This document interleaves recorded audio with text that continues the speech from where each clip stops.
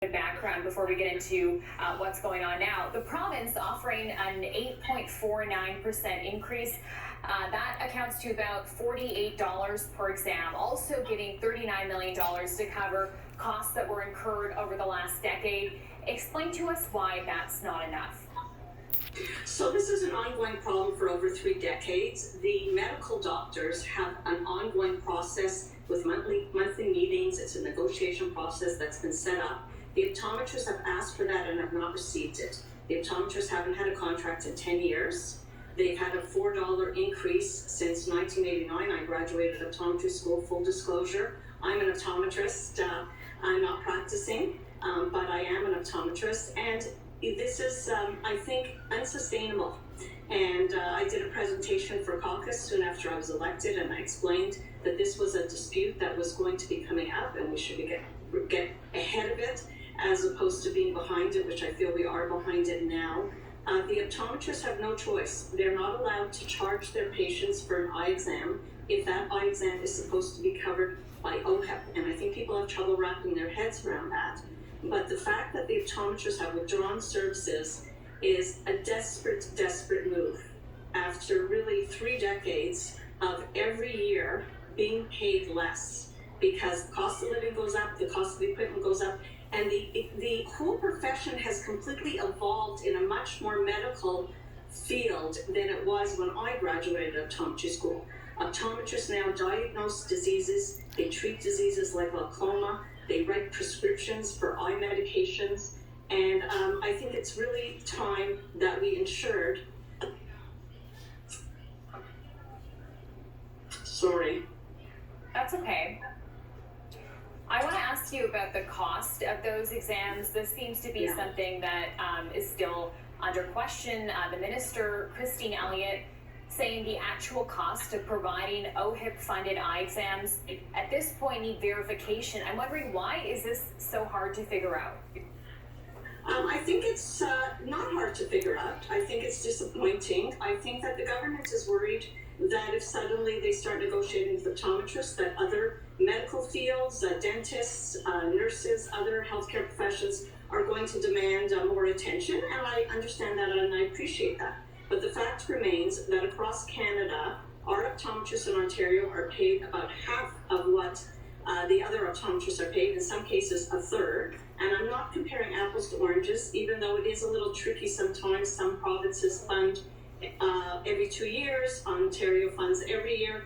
All of this should be on the table, and we should address the fact that the optometrists are not able to cover the costs of delivering the eye exam, let alone pay themselves a salary for the eye exam. And it's not sustainable. So no other way to put it. What would it take for optometrists to be able to strike a deal with the province at this point? So the optometrists are asking the government to look at the independent study that was done at the cost of delivering the service, what it costs an optometrist for equipment, rent, and staff to actually deliver an eye exam, and it was found to be about $80. So the optometrists are asking for the government to declare that they will ensure that when the optometrists come back to the negotiating table, that those costs will be met, or they want to have a rigid, permanent process in place similar to the medical doctors in order to come back to the table. So it's one or the other for the optometrists to return. They already went to the table and had negotiations and spent tens of thousands of dollars on lawyers and mediators, only to be met by a blank virtual screen hour after hour, then given an ultimatum without any discussion. The ultimatum was put out publicly, even though both sides had signed a confidentiality agreement.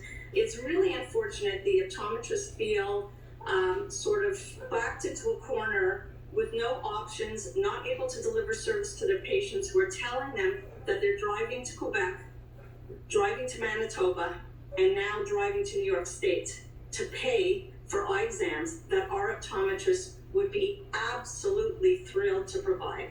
Okay, before I leave you, just want to very quickly ask, this must have been a difficult decision for you to make. I know you mentioned you're an optometrist, but you're also part of the PC caucus. Walk us through why you decided to speak out about this. So I'm not planning to run again. I've run 3 elections for the PC team. And, we'll save that discussion for another day. But the reality is that I feel that my voice isn't being heard. I worked very hard for the last 7 years on reforming the tow truck industry and ensuring that gangs weren't controlling parts of our highways, which they are. I was promised that it would be dealt with, and it has not. We have not seen the necessary changes. I organized task forces, roundtable discussions, passed through committee, debated the issue in the legislature, and it's still a problem. I had a project for accessibility parking reforms. I worked on doing a presentation for the Premier and his team on digital government and had a lot of recommendations and did a lot of research. I'm hoping to get at least something solved. The Yonge Street subway should be on Yonge Street, not tunneling under homes and going off course up in York Region.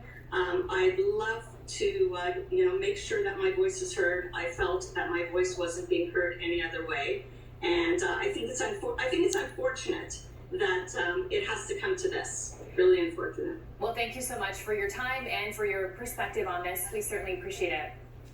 Thank you so much. Okay. Take care, Chanel. You as well. And stay with us here on CP24 Live at noon.